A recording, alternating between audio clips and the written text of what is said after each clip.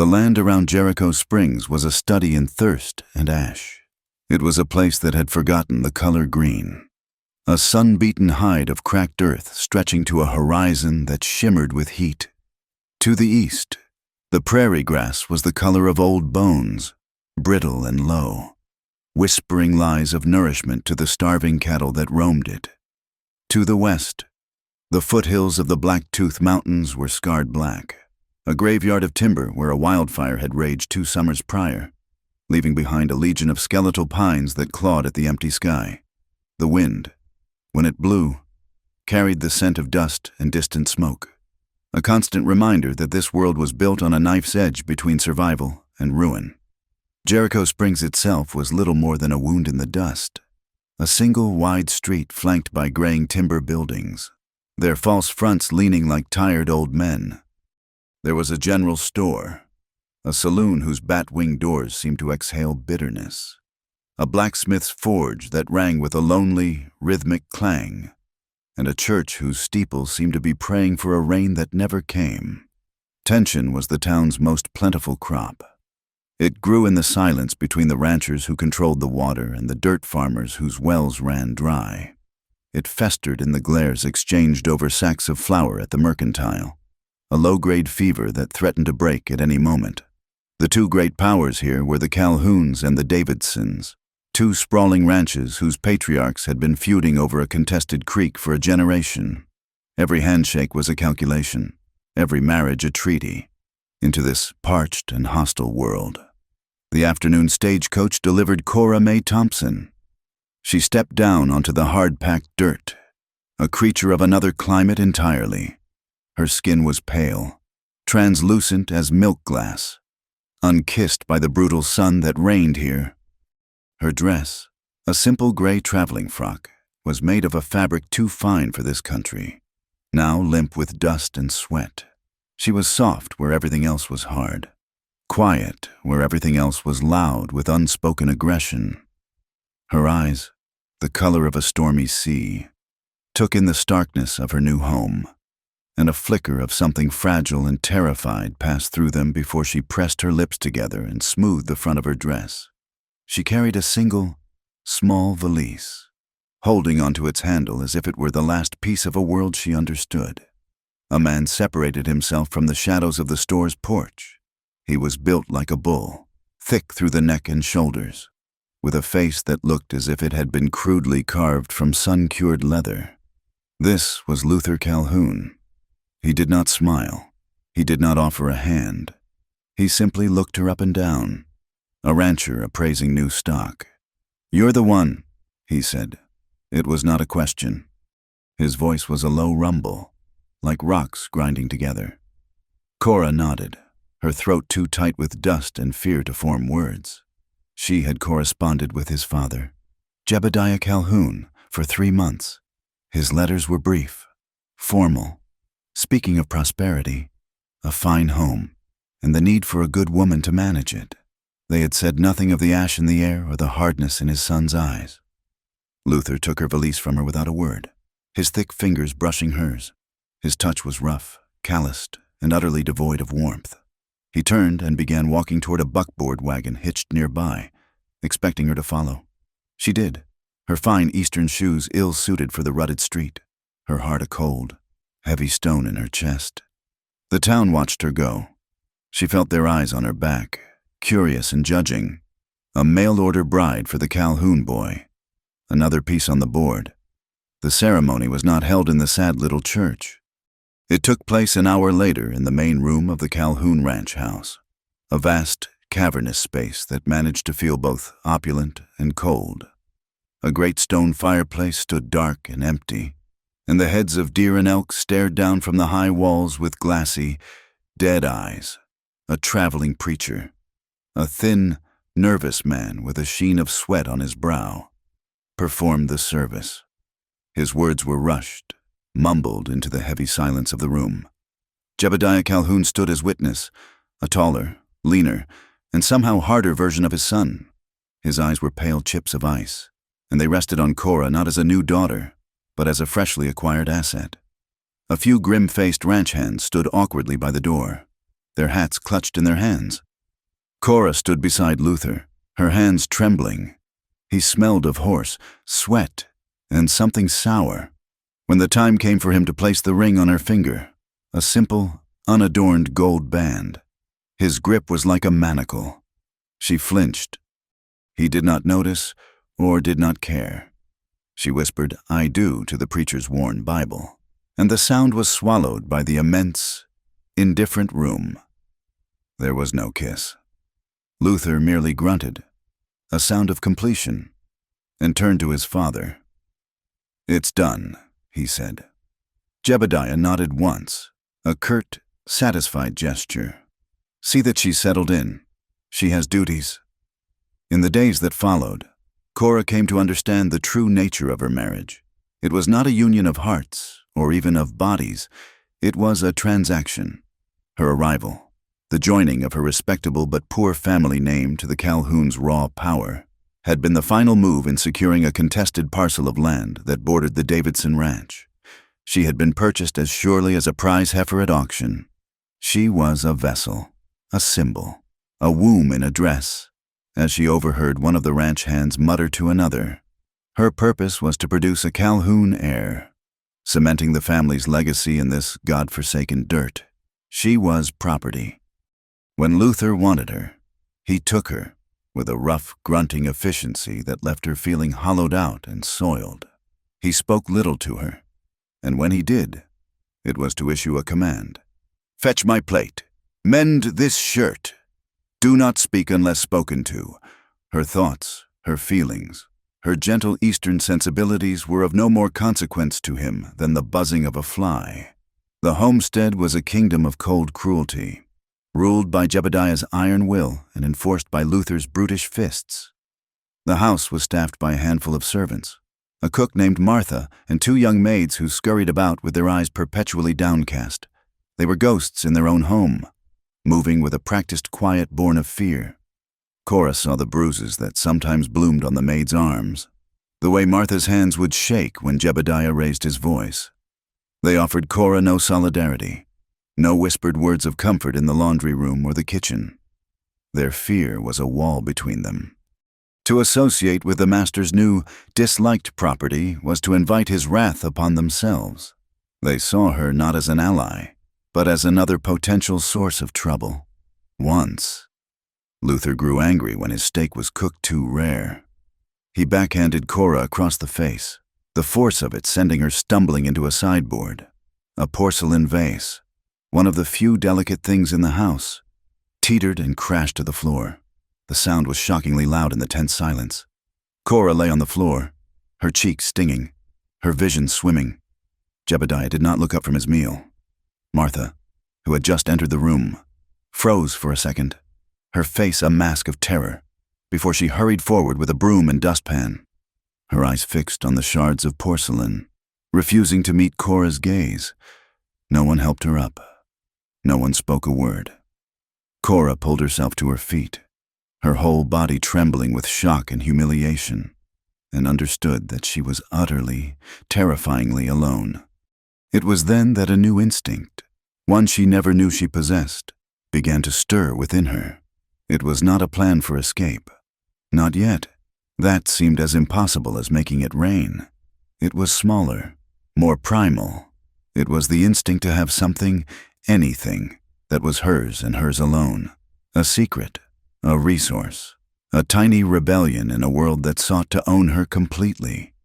It started with a piece of bread. One evening, after the Calhouns had finished their dinner, she was clearing the table. A half-eaten roll sat on Luther's plate. Instead of tossing it to the dogs, she slipped it into her apron pocket. Later, in the cold silence of her bedroom, she found a loose floorboard beneath the rug. She wrapped the bread in a handkerchief and tucked it into the dark space below. A few days later, it was a small piece of cured beef, sliced from the joint before Martha could see. It joined the bread. She found a discarded length of twine, coiled it, and added it to her cache. A small shard of a broken mirror, sharp enough to cut cloth, a needle she managed to pocket from a mending basket, scraps of clean linen, a small tin of salve from the medicine cabinet, a handful of matches taken one by one from the box by the hearth. Each hidden item was a small victory, a whisper of defiance in the suffocating silence. She was a squirrel gathering nuts for a winter she could feel approaching in her bones. The fire came on a moonless night a month after her arrival. The air was still and heavy, the heat of the day refusing to release its grip on the land. Cora lay in her bed, the coarse linen sheets scratching at her skin. Luther was not there. He had ridden out with his father and a team of ranch hands 3 days before, dealing with a cattle rustling issue near the Davidsons' property line, and they were not expected back for another 2 days. The house was quiet, occupied only by her and the sleeping servants. She drifted in a shallow, restless sleep, her dreams filled with images of green hills and the scent of rain on damp earth, memories of a life that felt as though it belonged to someone else. She was woken not by a sound, but by a change in the air. It was thick, oily, and sharp. It pricked at the back of her throat and made her eyes water. Smoke. She sat bolt upright, her heart hammering against her ribs. A faint, orange glow pulsed against her window. Panic, cold and sharp, seized her. She threw back the sheets and ran to the door, her bare feet slapping against the cold wooden floor. She twisted the knob, but the door wouldn't budge. She threw her shoulder against it, again and again, but it was useless. Either swollen shut by the heat or blocked from the other side. The hallway was already a roaring furnace.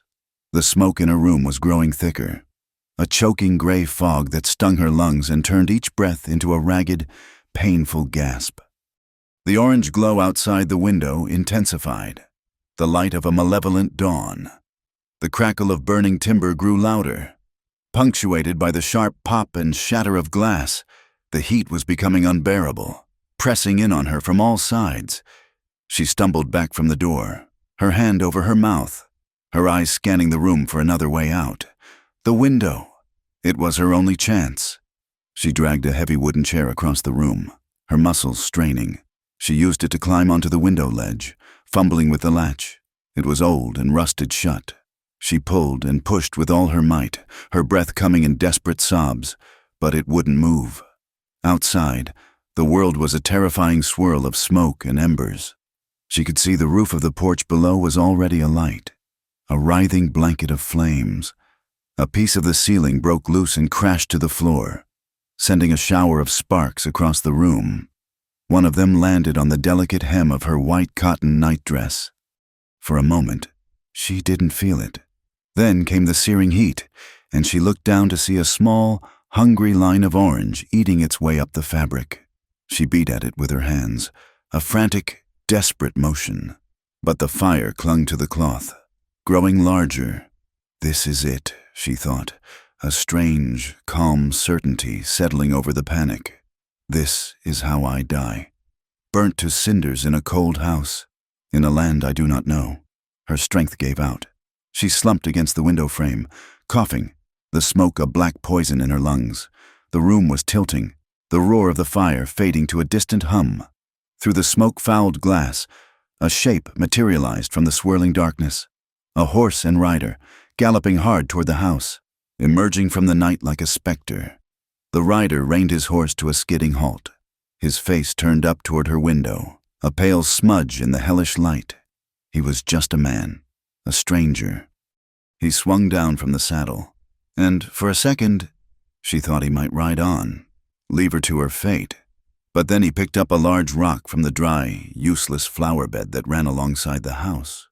With a powerful heave, he hurled it at the window. The glass exploded inward, showering her with sharp fragments. The sudden rush of fresh, cool air was a miracle. It cleared her head for a moment, but it also fed the fire in the room, which roared with a new life. Before she could react, the stranger was hoisting himself up and through the broken window frame. He landed in a crouch, ignoring the flames that now licked at the walls. He was tall and lean, dressed in the simple, dusty clothes of a cowboy. Soot was smeared across his jaw, and his eyes, in the flickering firelight, were intense and startlingly clear. He moved with a swift, desperate purpose, grabbing her arm and pulling her toward the window. "Come on," he grunted, his voice rough. "The whole thing's about to go." Her legs wouldn't cooperate. The smoke and the terror had stolen her strength. He didn't hesitate. He scooped her up into his arms as if she weighed nothing at all. Her head fell against his shoulder, the smell of dust, leather, and smoke filling her senses. He carried her to the window and carefully passed her through the opening before climbing out himself, landing with a thud on the burning porch roof below. He pulled her away from the window just as a great groaning sound echoed from within the house. He did not pause. He half carried, half dragged her across the blistering shingles to the edge of the roof and, without ceremony, leaped to the ground. Landing with a jolt that jarred her to the bone, he stumbled but did not fall, his arms a steel cage around her. He carried her away from the inferno, out into the yard where the air was cleaner, where the heat was a blast furnace at their backs instead of an oven all around. He set her down gently on the cool, dusty ground a safe distance away. The entire house was now a colossal torch, painting the night sky in terrible shades of orange and red. The roar was deafening. Cora stared at the flames, her mind a blank slate of shock. Then she looked at the man beside her. He was watching the fire, his face grim, his jaw tight. A wave of blackness washed over her. The roar of the fire, the face of the stranger, the stinging pain on her skin, it all dissolved into nothing. The last thing she knew was the feeling of strong arms catching her as she fell, saving her for a second time. Then, there was only silence and darkness. Cora woke to the smell of wood smoke and coffee. It was a clean scent, sharp and comforting, entirely different from the greasy, choking smoke of the fire. She was lying on a narrow cot, covered by a rough wool blanket that smelled of cedar. Sunlight, thick with dust motes, streamed through a single, small window, painting a bright square on the plank floor. The room was small and spare. The walls were unadorned logs, chinked with dried mud. A simple wooden table and 2 chairs stood in the center. A stone fireplace, holding a low, friendly fire, took up one wall, and a cast-iron stove stood near it. Everything was meticulously clean, from the swept floor to the neatly stacked firewood. This was a place of order and quiet intention. A wave of dizziness washed over her as she tried to sit up. A sharp, stinging pain shot through her arms and along her side. She looked down and saw that her arms were wrapped in clean white bandages. She was wearing a man's flannel shirt, the sleeves rolled up, the hem falling to her knees. It was ridiculously large on her, but it was soft and warm. Her memory returned in a sickening rush. The smoke, the heat, the shattering glass, the nightdress catching fire, the stranger's face in the flames. The cabin door opened, and the man from the fire stepped inside. He moved with a quietness that seemed at odds with his height. He carried a bucket of water in one hand and an armload of firewood in the other. He set both down by the hearth without a sound before he seemed to notice she was awake. His eyes, the color of a winter sky, met hers for a brief, startling moment before flicking away to stare at the fire. "You're awake," he said. His voice was a low baritone, calm and even. It was the same rough voice she remembered from the burning house. "Where am I?" she asked, her own voice a dry, scratchy whisper. "My cabin." He gestured vaguely at the room. "On the edge of the territories, about a mile from town." He did not elaborate. He moved to the stove, poured coffee from a blackened pot into a tin mug, and brought it to her. He held it out, his gaze fixed somewhere over her shoulder.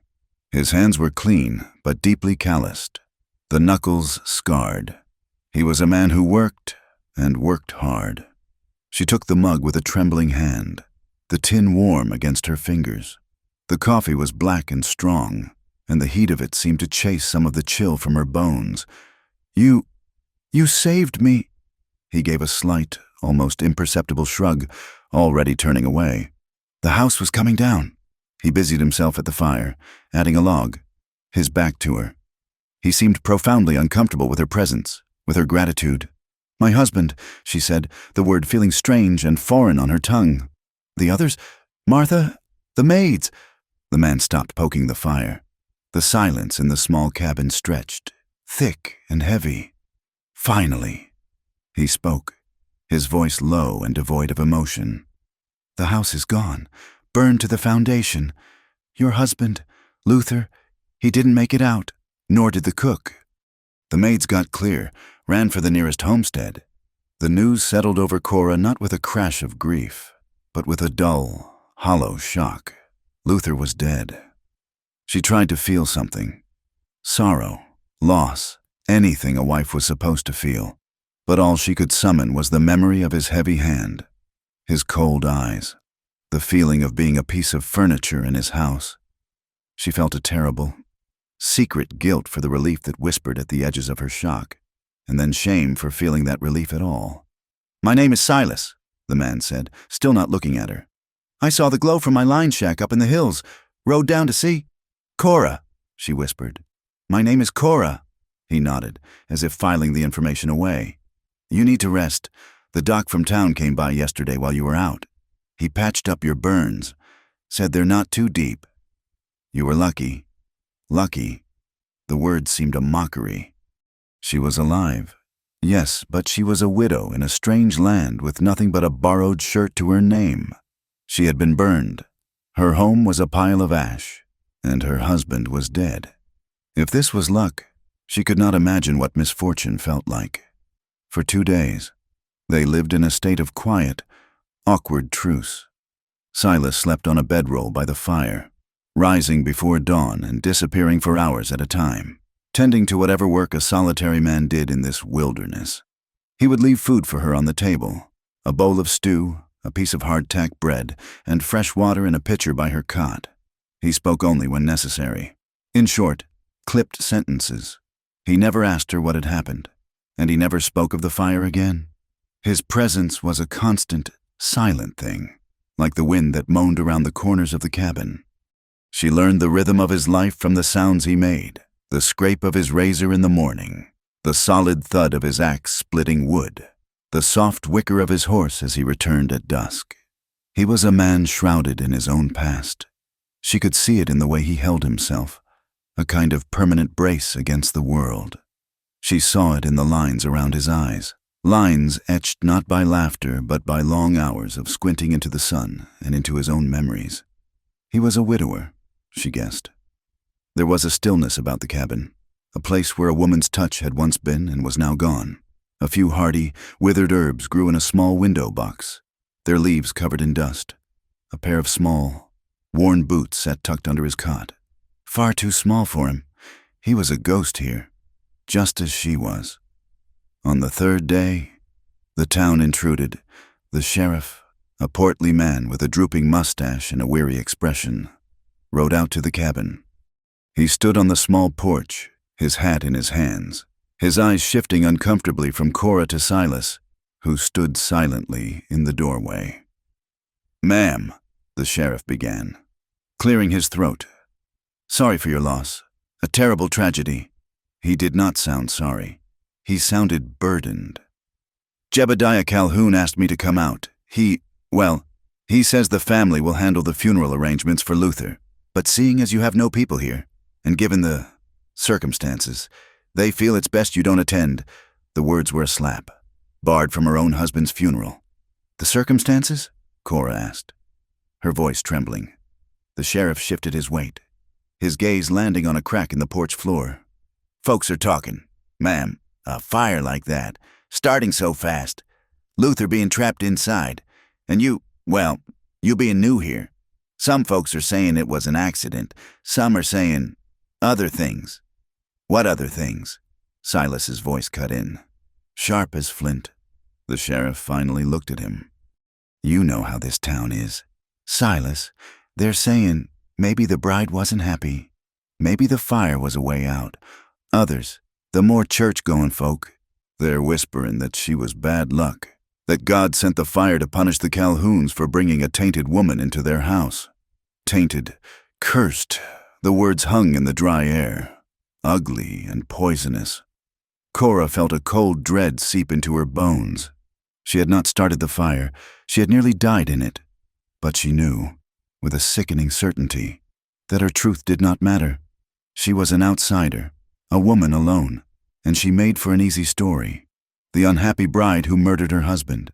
The witch who brought destruction. "That's a damn lie," Cora said, her voice stronger than she expected. "I was asleep. The door was blocked. I was trapped." The sheriff held up a hand. "I'm not saying I believe it, ma'am. I'm just telling you what's being said. Jebediah's fanning the flames. He's putting it about that you were a disappointment from the start. It's easier for him to blame you than to admit his house was a tinderbox. He's cast you out. Officially. Says you're no longer a Calhoun. You've got no claim on him or his property." She was nothing. Not a wife, not a widow, not a Calhoun, just a piece of driftwood washed up on a hostile shore. After the sheriff left, a heavy silence fell over the cabin. Cora stood by the window, watching the dust settle on the trail, her world reduced to the four walls of this stranger's home. Silas broke the silence. "You can stay," he said, his back to her as he checked the cinch on his saddle. "As long as you need." It was not an offer made from kindness, she thought. It was a statement of fact, delivered with the same grim practicality he applied to everything. He was not a man given to sentiment. He had pulled her from a fire. Now he would not throw her out into the cold. It was a simple, stark code, and for now, it was the only thing keeping her from utter ruin. The days bled into a week. The burns on her arms began to heal, itching fiercely under the bandages. Each morning, she would unwrap them, clean them with boiled water Silas left for her, and apply the salve the doctor had provided. And each morning, Silas would find a reason to be outside, or to busy himself in the far corner of the cabin. His back turned. She could feel his discomfort like a physical presence. He would not look at her exposed skin, at the raw, red patches where the fire had kissed her. At first, she thought it was revulsion, that the sight of her marred flesh disgusted him. But as she watched him, she began to see it was something else. It was a deep, abiding pain. He looked at her burns and saw a ghost of his own. Slowly, cautiously, their silent arrangement began to change. It started with small things. One morning, she woke to find he had left not just the coffee pot, but a small pitcher of milk and a tin of sugar on the table. It was a luxury she had not seen since she left the East, a quiet acknowledgement that she was more than just a stray he had taken in. The next day, he returned from a trip to town and left a small parcel on her cot. Inside was a simple, sturdy dress of blue calico and a pair of new leather boots. They were not fancy, but they were well-made and practical. They were a uniform for this new life. She put them on, and for the first time since the fire, she felt like a person again, not just a victim. In return, she began to claim a small space in his world. She started by mending a tear in one of his shirts, her stitches small and even, a skill learned in a gentler life. She left the folded shirt on his cot, and though he said nothing, she saw him wear it the next day.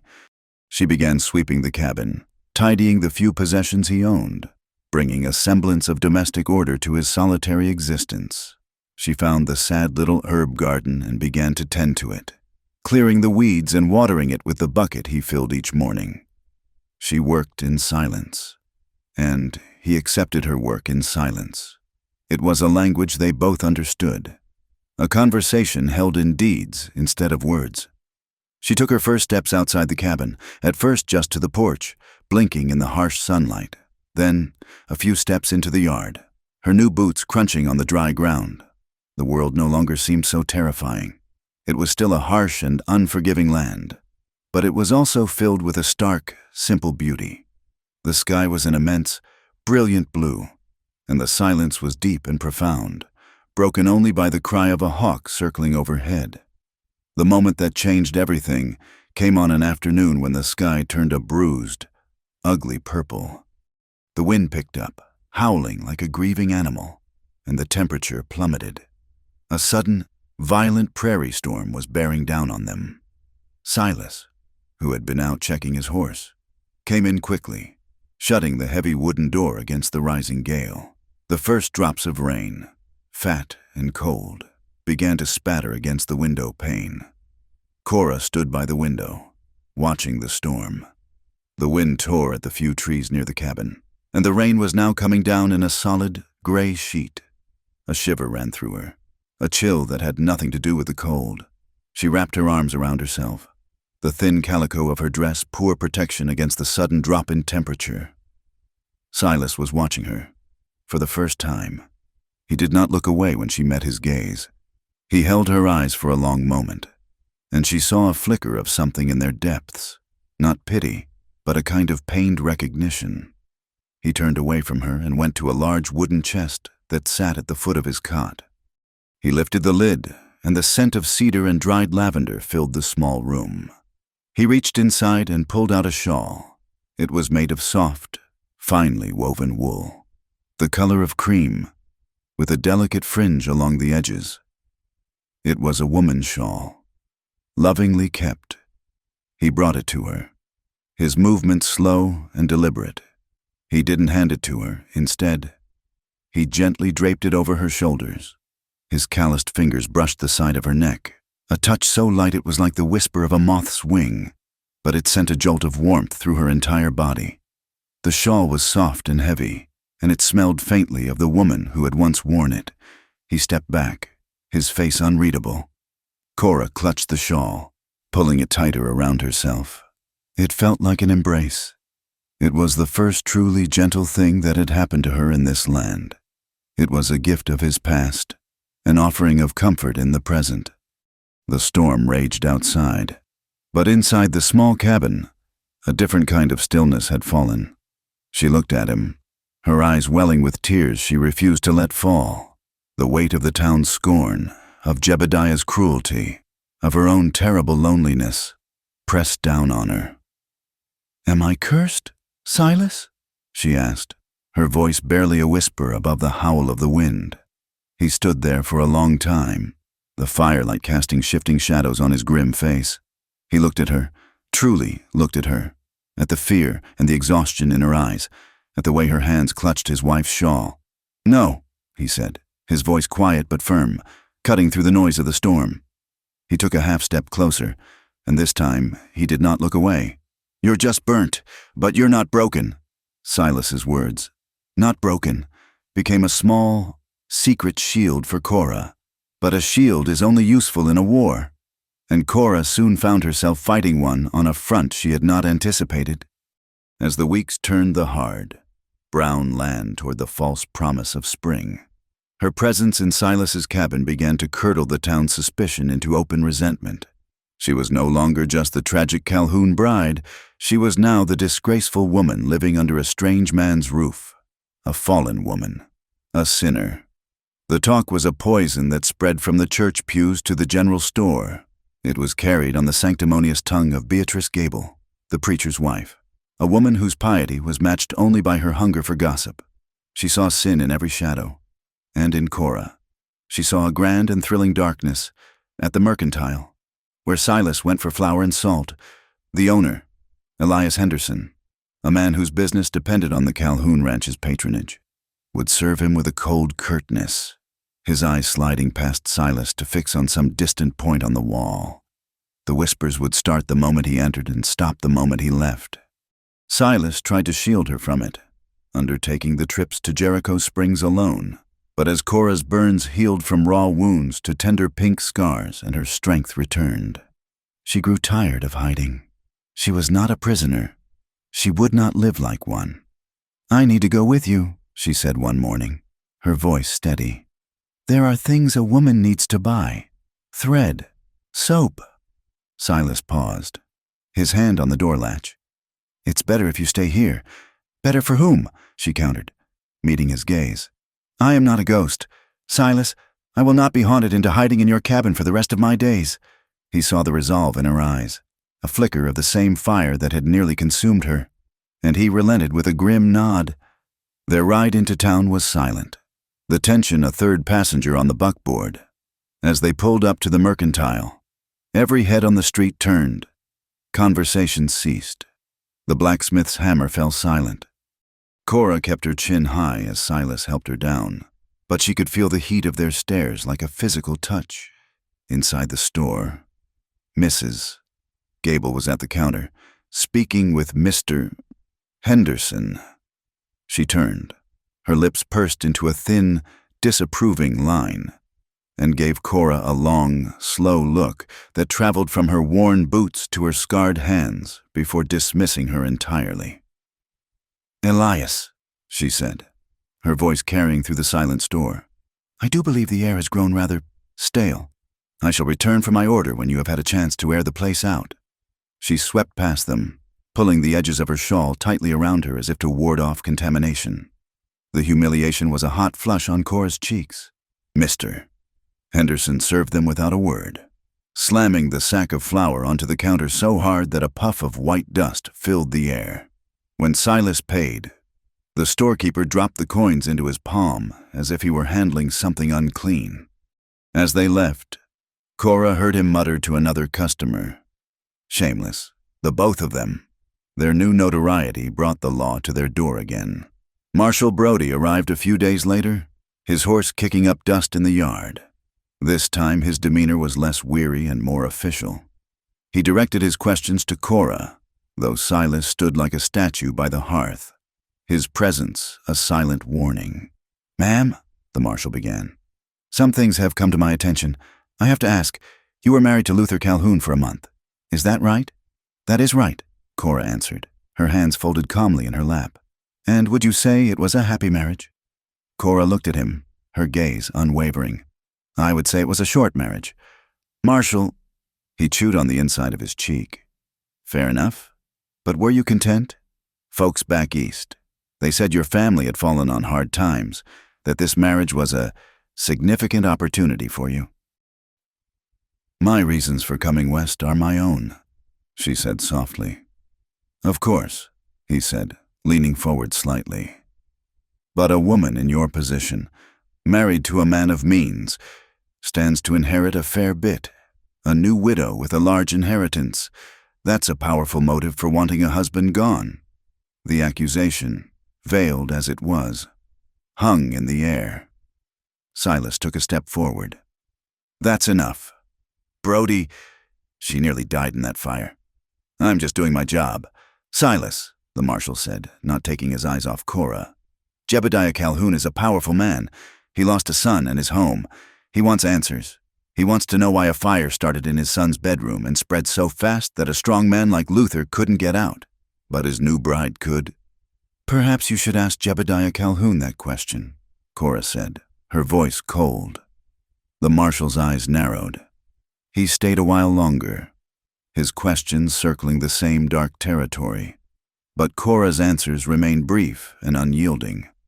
When he finally left, defeated, the cabin felt smaller, the walls closing in. The town, the law, the Calhouns. They were building a cage around her, and she did not know how to break free. Silas, however, had reached his limit. The next time he went to the saloon for a bottle of whiskey, Luther's cousin, a brash young man named Eli, made the mistake of speaking his mind too loudly. "Look what the wind blew in," Eli sneered as Silas entered. "Come to wet your whistle, or are you buying perfume for that little black widow you're keeping?" The saloon went quiet. Silas turned slowly, his face like carved stone. "You have something to say to me. Eli, you say it plain." Eli, bolstered by drink and the presence of his friends, swaggered forward. "I'm saying you took in a disgraceful woman, a killer, maybe. Luther's barely in the ground, and she's shacked up with you. What kind of man does that?" Silas didn't raise his voice. He didn't have to. The quiet intensity that radiated from him was more menacing than any shout. "The woman you're speaking of lost everything. She was burned, and she was cast out. She has a name. It's Cora, and the next man in this town who speaks it with disrespect will answer to me.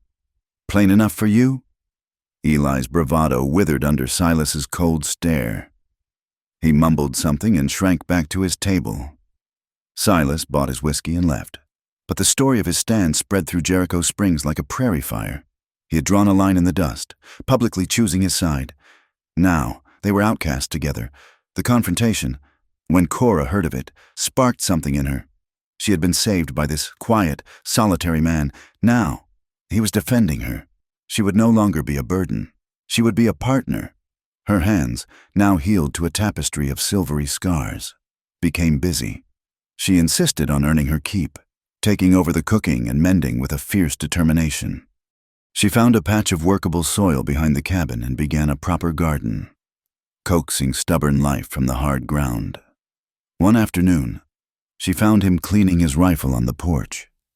She watched him for a moment, the methodical way he oiled the metal parts, the practiced ease with which he handled the weapon. "Teach me," she said. He looked up, surprised. "Why do you want to learn to shoot?" "Because I am tired of being afraid," she answered simply. "Because you cannot be here all the time.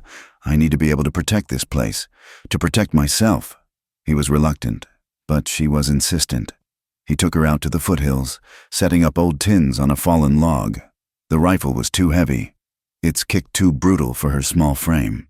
But he owned a smaller pistol, a Colt revolver, and he showed her how to hold it, how to aim, how to control her breathing. Her first shots were wild, kicking up dust far from the targets. But she did not give up. Day after day, she practiced, her resolve hardening with each pull of the trigger, until the small tins jumped and spun with satisfying regularity. The feel of the weapon's solid weight in her hand was a comfort. It was power. It was a choice. A fragile trust was building between them, brick by quiet brick. They spoke more, sharing stories of their pasts. Though Silas's remained a heavily edited version, he spoke of his wife, Eleanor, of her kindness and her love for the land, but a profound sadness always veiled his eyes when he did. One rainy afternoon, while Silas was out checking a fence line, Cora decided to properly clean and organize the cabin. In a small chest of drawers where he kept his few spare clothes, she found a small, leather-bound book tucked beneath a stack of shirts. It was a diary, Eleanor's. Cora knew she shouldn't, but a force she couldn't name compelled her to open it. The handwriting was elegant, a woman's careful script. Most of it was mundane, entries about planting, the weather, a new recipe. But then she came to a series of entries from 5 years before. Her breath caught in her throat. April 12th. Daniel coughed all through the night. "Silas is worried. He says it is just the spring damp, but I see the fear in his eyes. Our boy is so small, so fragile. April 15th. The fever has not broken. Silas rode for the doctor, but the creek is swollen from the melt. He may not get through. April 18th. He is gone. My boy is gone. He died in my arms this morning. There is a hole in the world where my son used to be. Silas blames himself. He says the fire in the barn last winter weakened his lungs. He was trying to rescue a calf, and the boy followed him in. Breathed in too much smoke. Silas got them both out, but he says he should have seen him. He keeps saying, 'I should have saved him.' He will not let me comfort him. He has locked his grief away where I cannot reach it." The diary slipped from Cora's fingers. A child. They had lost a child, a boy named Daniel, and not just lost him, but lost him to the lingering effects of a fire, a barn fire from which Silas had tried to save him. The knowledge was a physical blow. It recast every moment she had spent with Silas in a new, terrible light. His race into her burning room, his arms pulling her from the smoke, his discomfort with her burns, his quiet care. It wasn't for her. It had never been for her. She was a ghost, a stand-in for a rescue he had failed to make 5 years ago. He was not saving a woman. He was trying to save his son. He was soothing his own guilt, not her pain. The cabin, which had become her sanctuary, suddenly felt like a prison again. The air was thick with lies and ghosts. When Silas returned that evening, soaked from the rain, she was waiting for him, the diary open on the table. He stopped dead when he saw it, his face paling. The look in his eyes was one of profound betrayal and raw, exposed pain. "You saved me because you couldn't save him, didn't you?" she said, her voice shaking with a cold fury. "Your son, Daniel, the fire, it was never about me. It was about your guilt." He stood, dripping rainwater onto the floor, his jaw working, but no words came out. Was it? She pressed, standing up, her hands clenched into fists. Was I just a chance for you to finally get it right, to pull someone from the smoke and not have them die a few months later? Answer me, Silas. His silence was her answer.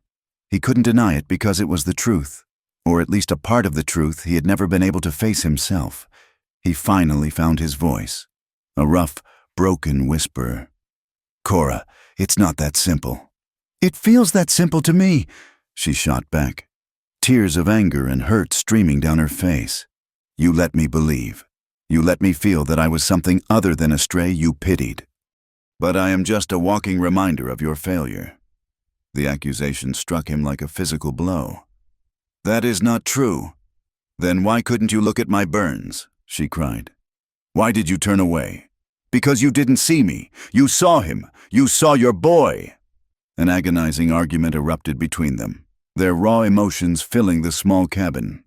It was a storm of grief and misunderstanding, of two broken people lashing out from their own pain. Finally, Cora couldn't bear it anymore. She couldn't bear his silence, his guilt, his ghosts. She turned and fled, throwing the door open and running out into the cold, rainy night. She didn't grab her shoes or her shawl. She just ran, barefoot, the cold mud and sharp stones of the yard biting into her feet.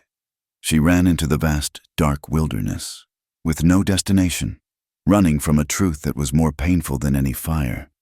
Silas found her near dawn. The rain had stopped, leaving the world washed clean and cold.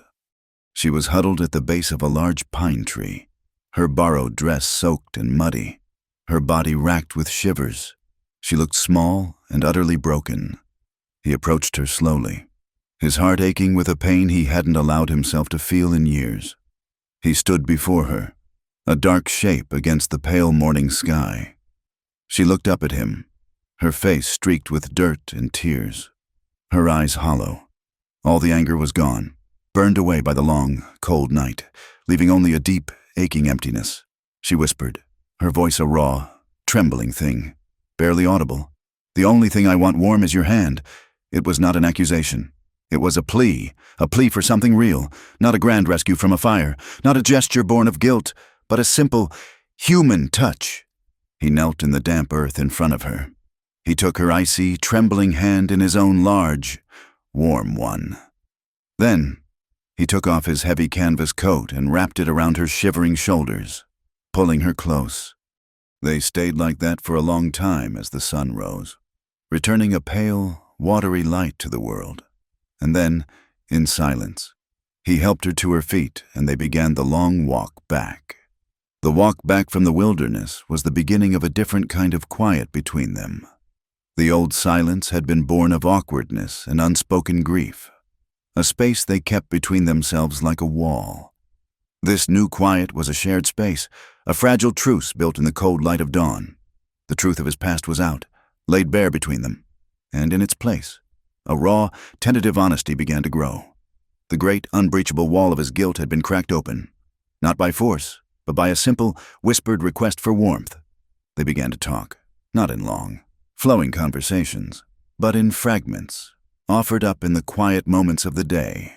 As he cleaned his tack and she kneaded bread, he would speak of Daniel. He spoke of his son's laugh, of the way he would chase grasshoppers in the tall summer grass, of the small wooden horse he had carved for him. He spoke of the guilt, yes, but he also spoke of the love, and in giving voice to it, he seemed to loosen its suffocating grip on his soul. Cora, in turn, told him of her life back east, of a world of green lawns and rainy afternoons, of a father she loved and a life she missed, but no longer mourned as something lost forever. It was simply what was. And this was what was now. He taught her the ways of his world. He took her out to the small corral and, instead of putting a saddle on his steady mare, he showed her how to mount the horse bareback.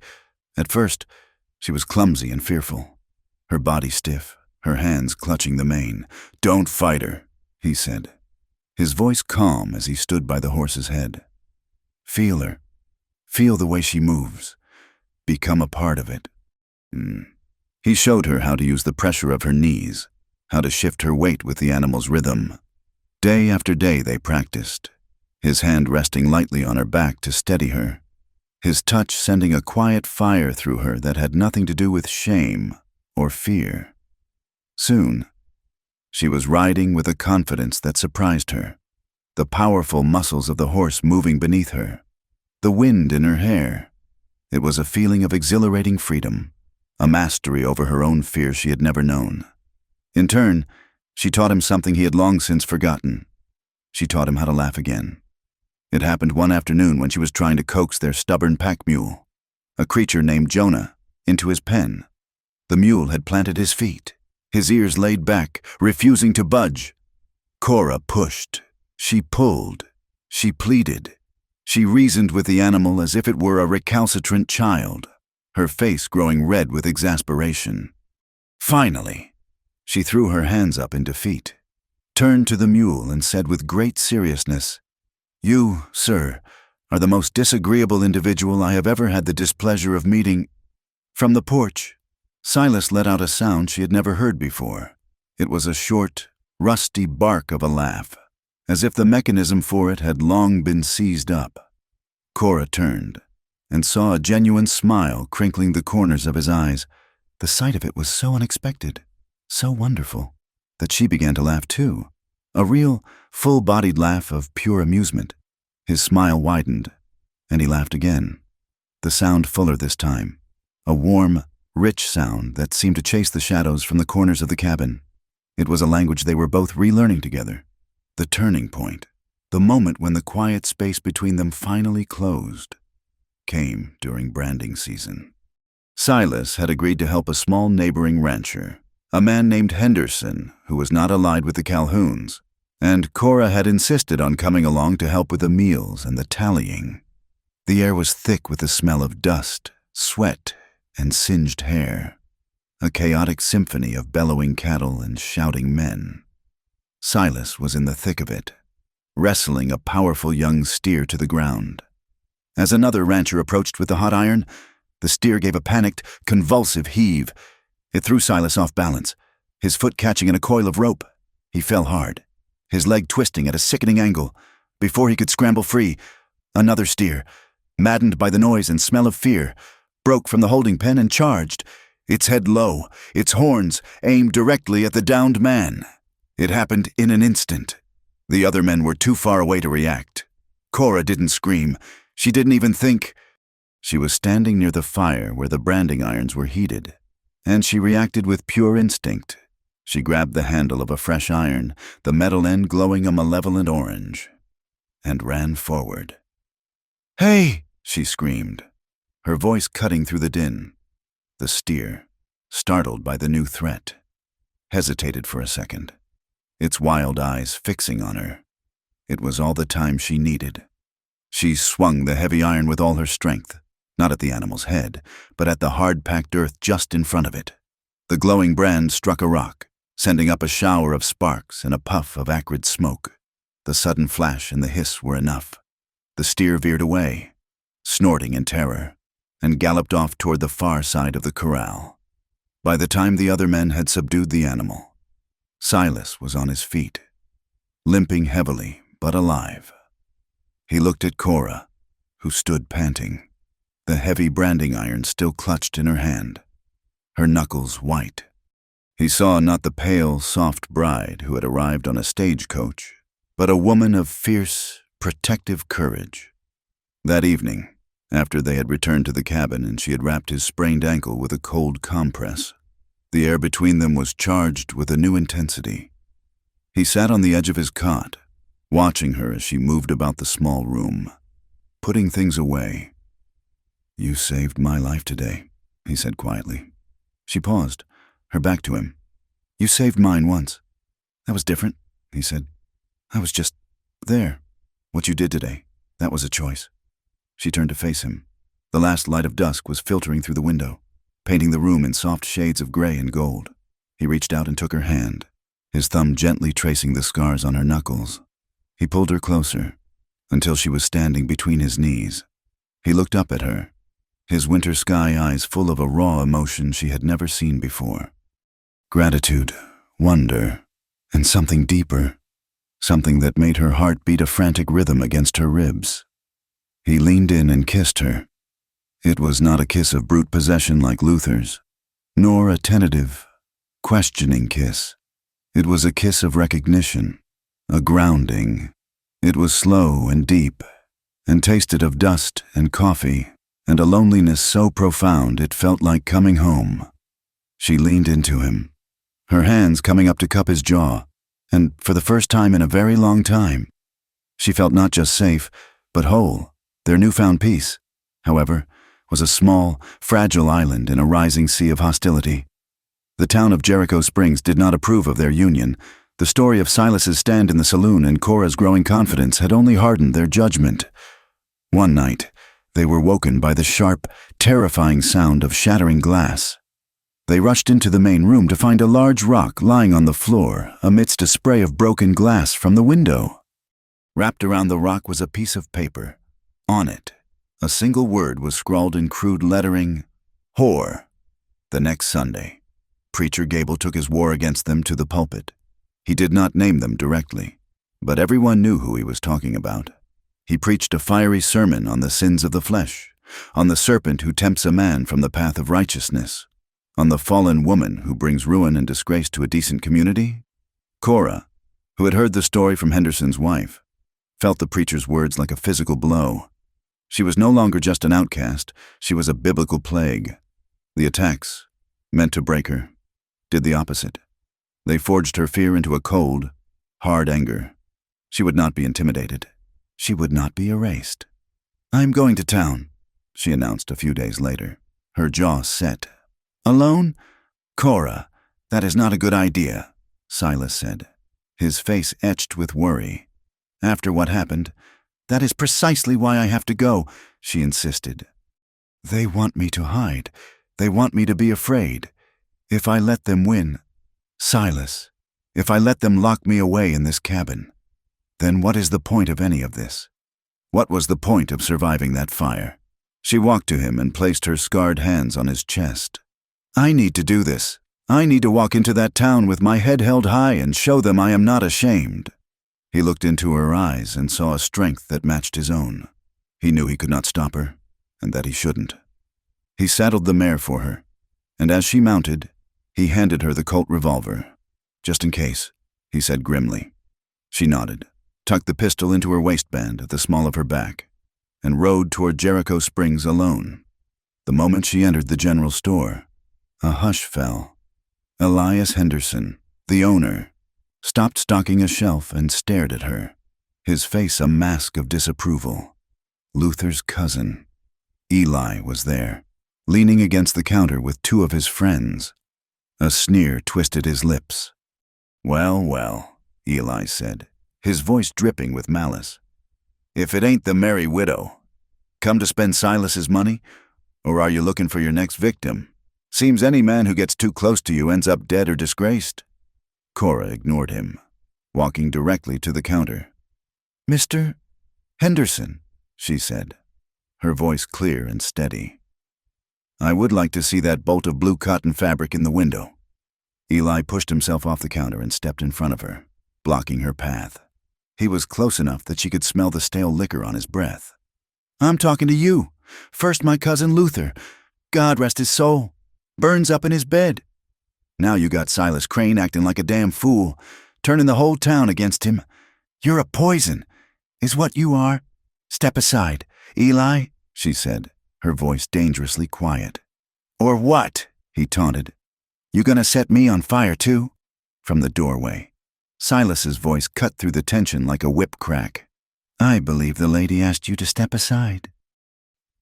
He had followed her after all, unable to let her face them alone. He moved to stand beside Cora, his presence a solid wall of quiet menace. Eli, emboldened by his friends, was not deterred. He looked from Silas to Cora, his eyes full of hate. "You should have let her burn. Crane!" And then he did something no one expected. He swung his open hand and slapped Cora hard across the face. The force of the blow snapped her head to the side, her cheek stinging. A collective gasp went through the few other customers in the store. Silas moved, his hand reaching for Eli, but he was not fast enough. Cora reacted instantly, before the pain had even fully registered. She swung her own hand back and slapped Eli with all the force she could muster. The crack of the impact was sharp and loud as a gunshot. Eli stumbled back, his hand flying to his cheek, his eyes wide with shock. Cora stepped toward him, her eyes blazing with a cold, righteous fury. "I am no man's property now," she said, her voice low and trembling with intensity. "You will not lay a hand on me ever again." Eli and his friends, stunned into silence by her ferocity, backed away and fled the store. Cora stood in the sudden quiet, her chest heaving, her hand tingling.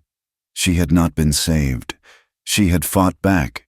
That night, the violence of the encounter broke something open in Silas. As they sat in the quiet of the cabin, the shattered window boarded up against the night, he finally told her the whole truth. "I saw him," he said, his voice barely a whisper. He stared into the fire, unable to look at her. "The night of the fire, as I was riding down from the hills, before I got to the house, I saw a rider leaving the Calhoun property, heading away from the fire. He was riding hard. It was Jebediah Calhoun." Cora stared at him, her blood running cold. "Jebediah? Luther's father?" Silas nodded, a look of deep shame on his face. "I knew it was wrong. A man riding away from his own burning house while his son is inside. It felt wrong in my gut, but I said nothing. I didn't tell the marshal. I didn't tell anyone."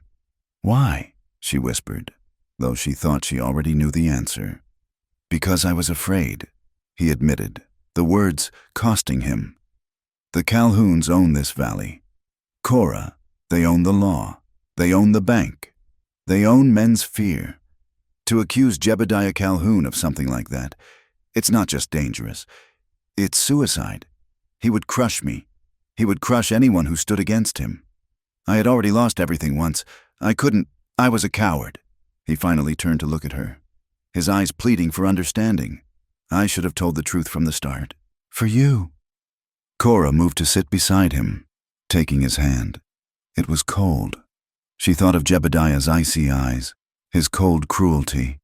She thought of the way the fire had started so quickly, the blocked door. It all made a terrible, horrifying kind of sense. "You have to tell the marshal now, Silas," she urged. "You have to tell the truth." "And what then?" he asked, his voice harsh with despair. "It would be my word against his. No one would believe me. And if they did, the Calhouns would not let us live to see a trial. They would hunt us down and bury us where no one would ever find us." He was right. It was a death sentence. But the alternative, to live in the shadow of that lie, to let the town believe she was a monster, to let Jebediah get away with murdering his own son, was a different kind of death. She looked at the man beside her, at his fear and his shame, and she felt not a shred of disappointment, only a fierce, unwavering loyalty. She had been forged in fire, and she was no longer afraid of the heat. She squeezed his hand, her grip firm and steady. Then we burned together. Silas's confession settled between them, a heavy and dangerous truth. To speak it aloud would be to pull the trigger on a loaded gun aimed at their own heads. To keep it secret would be to let a murderer walk free and to live forever under the shadow of a lie. For Cora, there was no choice. Her new life, this fragile piece she had built from ashes, would be meaningless if it was founded on fear. But she knew Silas was paralyzed by the ghosts of his past losses. He would not act, so she would have to. She did not tell him what she planned. She knew he would try to stop her, to protect her by insisting on inaction. One afternoon, while he was out hunting, she sat at the small table, the same table where he had first given her coffee, and composed a letter. Her hand, once trained in the delicate script of a finishing school, was now steady and sure. She wrote not to the local marshal, who was clearly in Jebediah Calhoun's pocket, but to Circuit Judge Thaddeus Blackwood, a man known for his iron will and his intolerance for the kind of frontier justice that let the powerful write their own laws. She did not fill the pages with wild accusations. She wrote a simple, factual account. She told of her arrival, of the coldness of her marriage, of the fear that permeated the Calhoun household. She described the night of the fire in stark detail: the smoke, the blocked door, the speed with which the flames consumed the house. She wrote of Silas's rescue, and then of Jebediah Calhoun's campaign to brand her a cursed woman, a murderess. Finally, she wrote of what Silas had seen: the patriarch of the family riding away from his son's funeral pyre in the dead of night. She did not ask for vengeance. She asked only for an investigation. She asked for the truth. She sealed the letter with a drop of candle wax. Getting it to the judge was the next problem. The mail went through the Jericho Springs post office, which was run by a cousin of the Gables. Her letter would be in Jebediah's hands within an hour of her posting it. She needed an ally. She thought of Henderson, the neighboring rancher Silas had helped. He was a quiet man, but he had a spine, and he had no love for the Calhouns. The next morning, under the pretense of gathering wild herbs, she rode out to his property line and waited. When he appeared, she passed him the letter along with the few dollars she had saved from the egg money she had started earning. "This is for the circuit judge in Flat Rock County," she said, her voice low.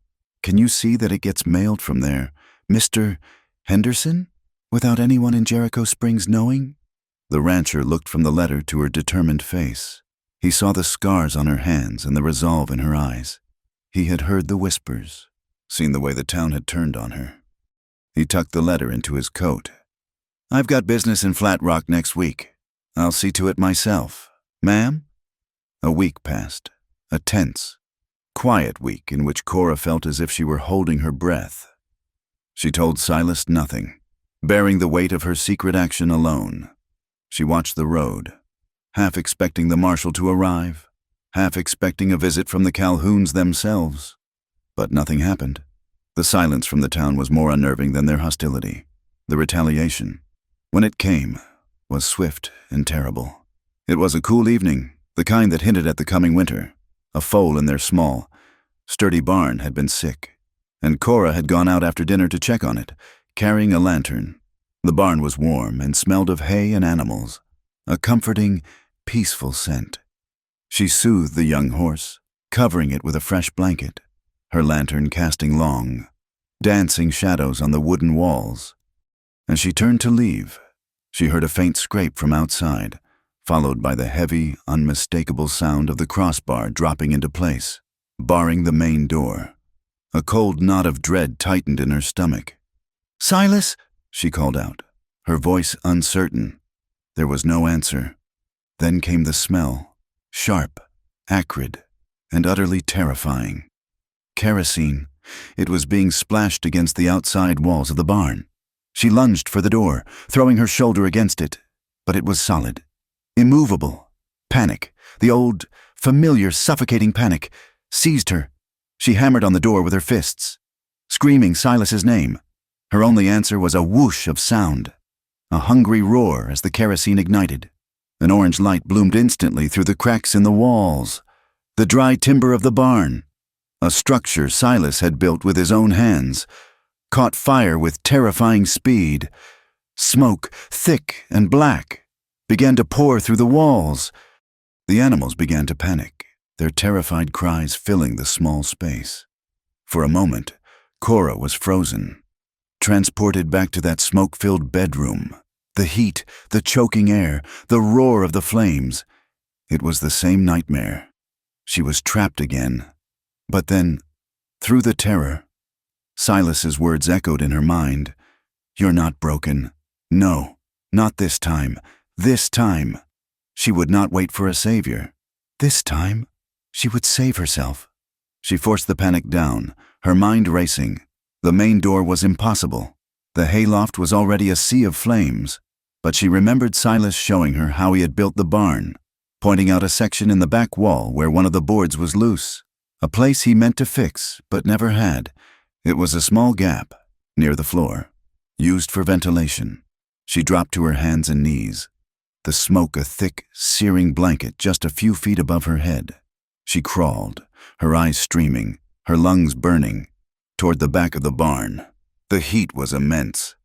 The terrified whinny of the foal was a knife in her heart, but she knew she could not save it. She could only save herself. She found the loose board, her fingers scrabbling at the edges.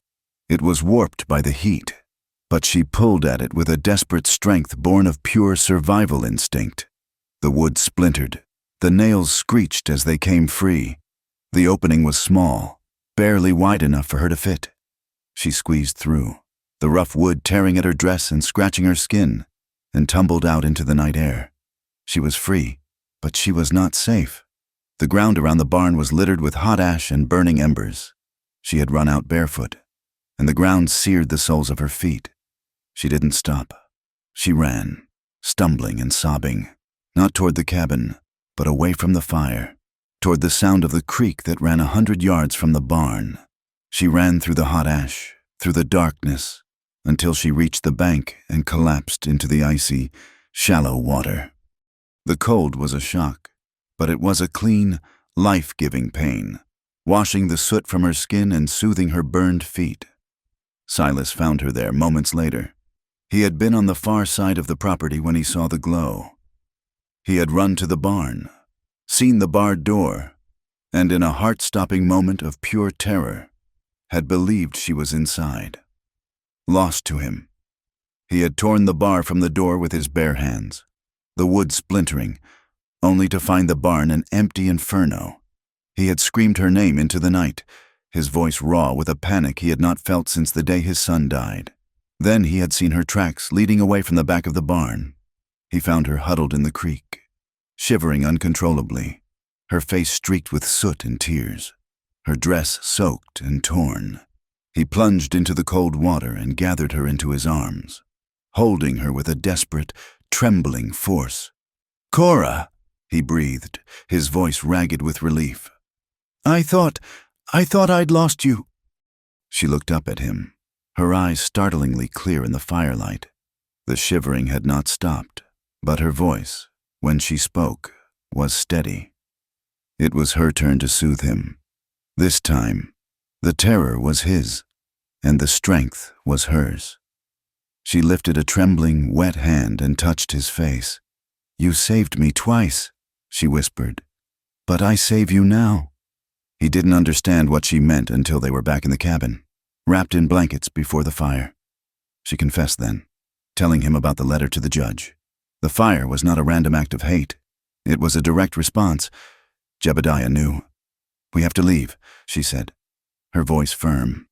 "Now, before they come back to finish the job. We cannot fight them here, not like this. We go to the mountains. We wait for the judge to arrive. Then we come back."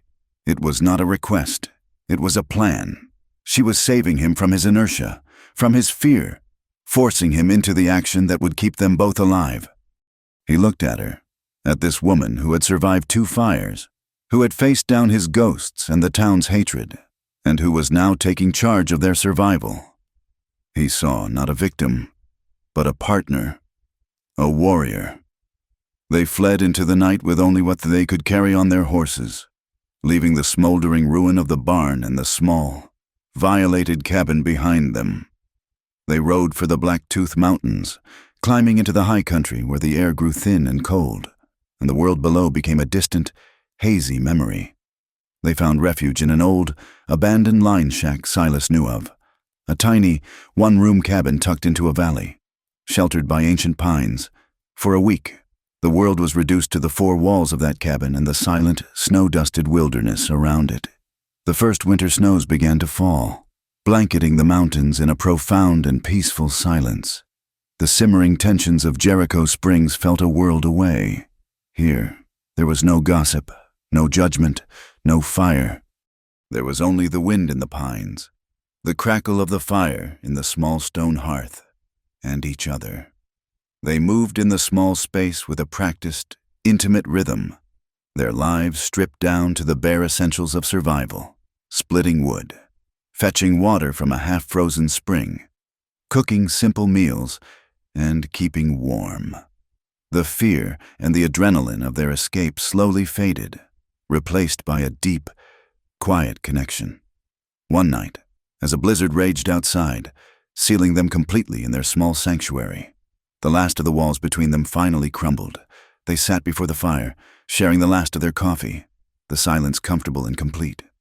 Cora looked at him, at the firelight that softened the hard lines of his face, at the man who had faced down his own demons to stand by her. "I am not afraid anymore," she said softly. He looked at her, his gaze full of a deep, aching tenderness. "You have no reason to be. I will not let anyone harm you." She shook her head, a small, sad smile on her lips. "That is not what I mean. I know you would protect me, but I no longer need saving. Silas, I spent my whole life being saved, by my father from poverty, by Luther in a marriage I thought would be a rescue, even by you, from that fire. I am done being rescued." She moved from her stool to kneel before him, taking his scarred hands in her own. "What I am trying to say is that I am not with you because you keep me safe. I am with you because I choose to be. I choose you, not safety." His breath hitched. He looked at her, this incredible, resilient woman, and saw not a reflection of his past failures, but the promise of a future he had never dared to imagine. He leaned down and kissed her, a kiss that was both a question and an answer. She returned it with a fierceness and a tenderness that left him breathless. That night, they made love. It was not an act of possession or of desperate, frantic passion. It was a slow, deliberate exploration of healing. His touch was not the rough claiming of a husband, but the reverent caress of a man who had found something precious after a lifetime of loss. Her response was not the timid submission of a bride, but the full, open-hearted gift of a woman claiming her own desire, her own power. In the warm, fire-lit darkness of the cabin, surrounded by the silent, falling snow, they mended the broken pieces of each other, finding in their connection a strength far greater than survival. They returned to Jericho Springs a week later, riding down from the snow-covered mountains as the blizzard broke. They did not know what they would find, only that they would face it together.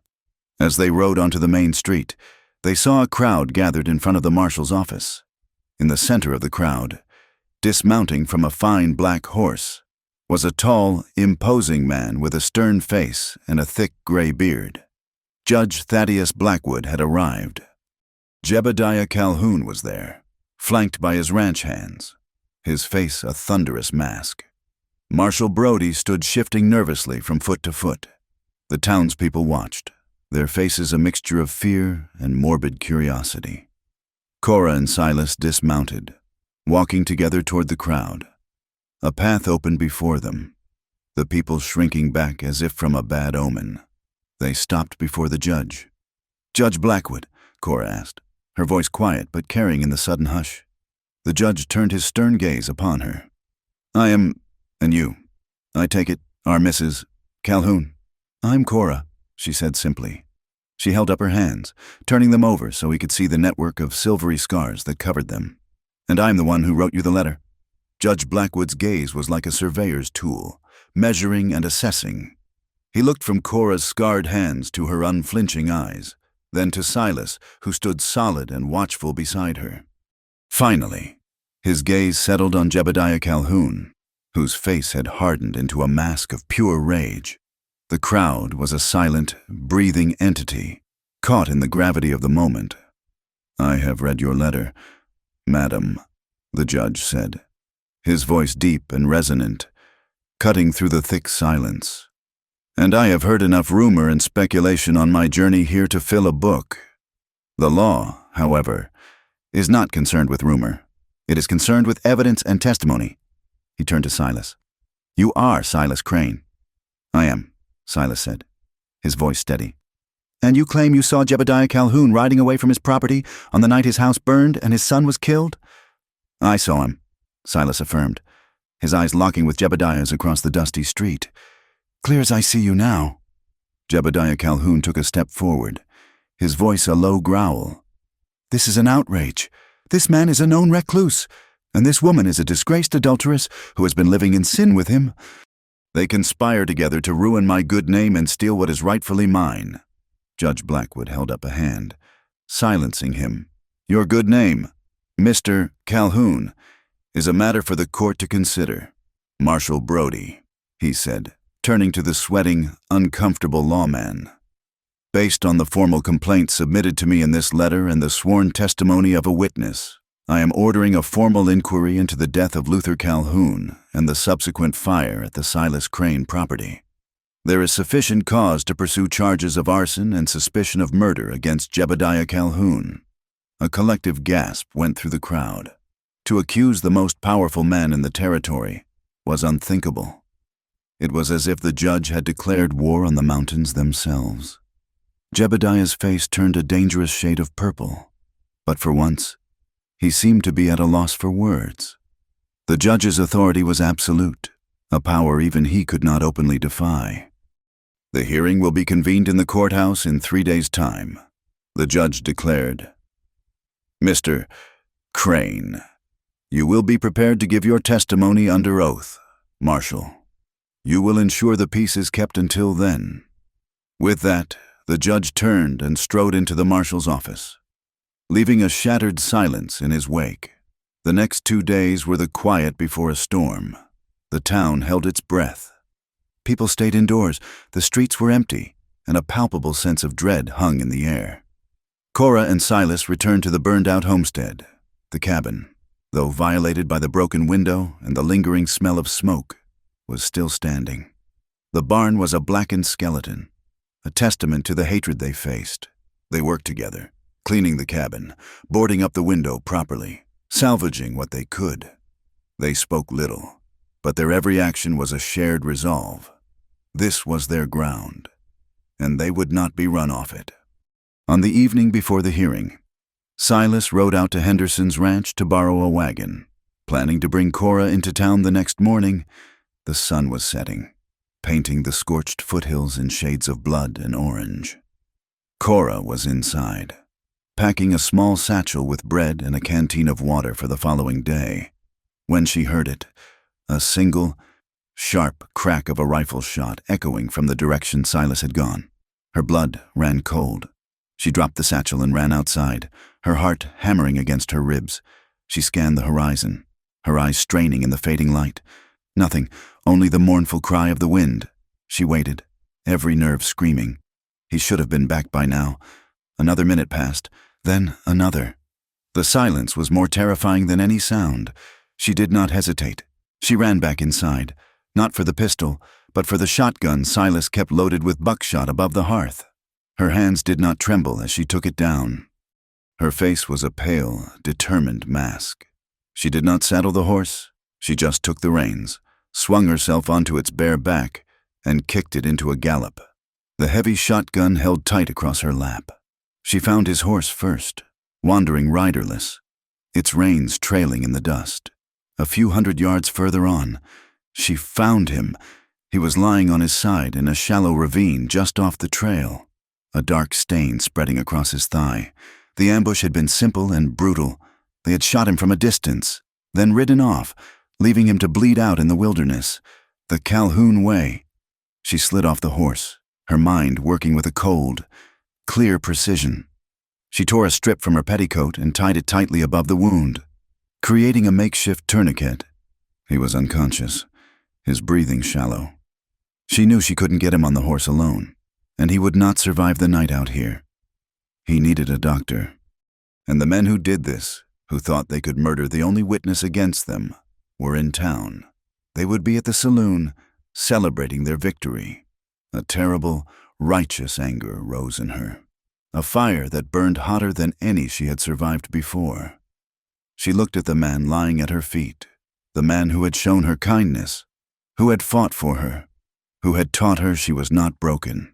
She had promised they would burn together, but she would not let him burn for her. She would be the fire now. She checked the load in the shotgun, remounted her horse, and rode not for help, but for Jericho Springs. She rode into town like a vengeful spirit. The last of the daylight was gone, and the yellow light from the saloon windows spilled out onto the street. She dismounted in front of the Batwing doors, the shotgun held at her side. She could hear the raucous sound of laughter and a poorly played piano from within. Taking a deep breath, she pushed the doors open and stepped inside. The saloon fell silent. Every eye turned to her. Jebediah Calhoun was at a table in the back, a bottle of whiskey in front of him, surrounded by his son's cousin, Eli, and a half-dozen of his most loyal ranch hands. They were the men who had terrorized her, the men who had just tried to murder Silas. Jebediah's eyes widened in shock, then narrowed into slits of pure venom. "Get out," he snarled. Cora did not move. She took 2 steps into the room, the floorboards groaning under her worn boots. She raised the shotgun, not aiming it, but holding it across her body, a clear and undeniable statement. "I've just come from the trail to the Henderson place," she said, her voice ringing with a cold, clear fury that carried to every corner of the room. "I found Silas Crane. He's been shot, ambushed, left to die like a dog in a ditch." A nervous murmur went through the other patrons in the saloon. They began to back away, clearing a path between Cora and the Calhoun table. "That's got nothing to do with us," Eli sneered, though his eyes darted nervously toward his uncle. "Hasn't it?" Cora's gaze was fixed on Jebediah. "The only man willing to testify against you is shot from behind the day before he is set to speak in court. You are a coward, Jebediah Calhoun. You were too much of a coward to face your own son. So you set fire to your house to be rid of him."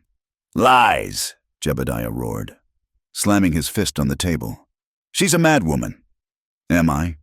Cora took another step forward. The saloon keeper was inching toward the end of the bar, his hands held up. "You all know what Luther was. You saw the way he treated his horses, the way he treated the men who worked for him. Do you think for 1 second he treated a wife he considered his property any better? You heard the arguments. You saw the bruises he left on the maids. You saw his cruelty. And you all looked away because you were afraid of this man." She gestured with the shotgun barrel toward Jebediah. "You looked away because his power protected you. But his power is built on lies and murder. He killed his own son because Luther was a brutish fool who was ruining the family name, and he saw a chance to blame it on the outsider, the mail-order bride he despised from the moment I arrived."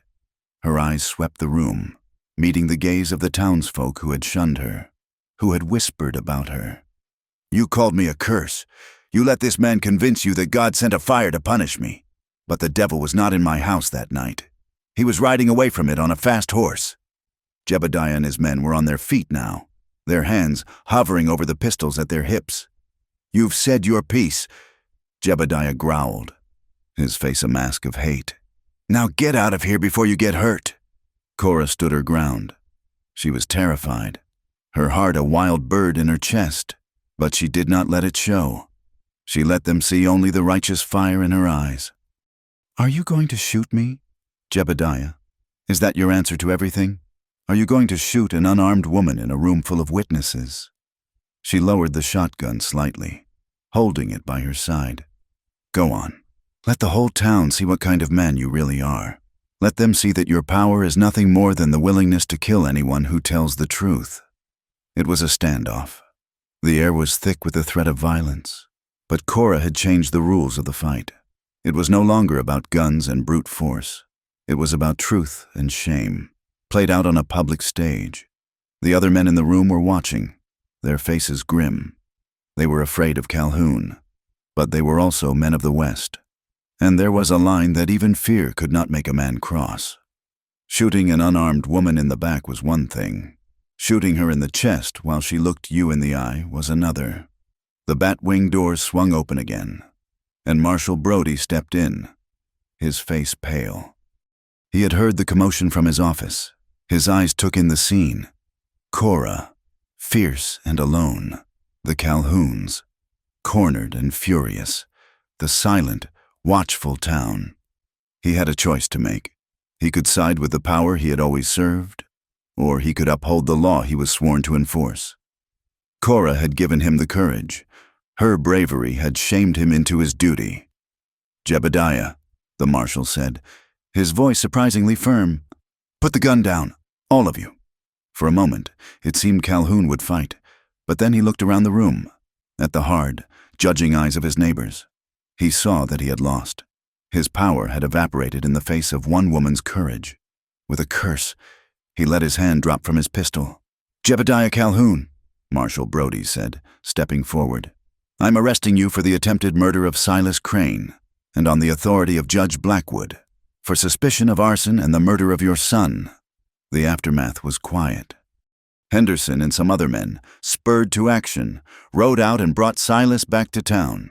The doctor patched him up, declaring that the bullet had gone clean through the fleshy part of his thigh. He would live. Jebediah and his men were locked in the town jail, awaiting the circuit judge's justice. In the weeks that followed, the town began to change. The whispers about Cora died out, replaced by murmurs of respect. People who had once crossed the street to avoid her now nodded as she passed. Mrs. Gable, the preacher's wife, was seen leaving a loaf of bread on the cabin porch. The shift was slow, born of a collective shame. But it was real. They had misjudged her, and her courage had held a mirror up to their own cowardice. Cora did not return to being Silas's ward. She was her own woman. With the small amount of money that was legally hers from Luther's estate, a pittance that Jebediah could not contest, she bought the small, abandoned candlemaker's shop at the end of the main street. She hung a simple, hand-painted sign outside: Cora's Stitching Tack Repair.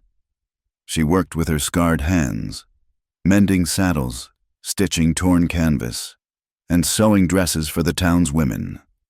She found a quiet satisfaction in the work, in the independence of earning her own way. Silas, once he had recovered, did not move into her small rooms behind the shop. Instead, he spent his days on the plot of land next to hers. With his own 2 hands, he began to build a new house. It was not a grand ranch house like the Calhouns, but a small, sturdy home, with a wide porch and 2 large windows to let in the morning sun. He built it with the care and precision of a man building a future. When it was finished, he did not present it to her as a gift. He simply walked with her to the front door one evening as the sun was setting. The house smelled of fresh-cut pine and new beginnings. "It's your house, Cora," he said quietly, his eyes full of a love and respect that needed no grand pronouncements. "For you to live in, for you to choose when, and if you want me in it." It was the greatest gift he could have given her. The choice. She was not his property, not his responsibility, not a woman he had saved. She was his equal.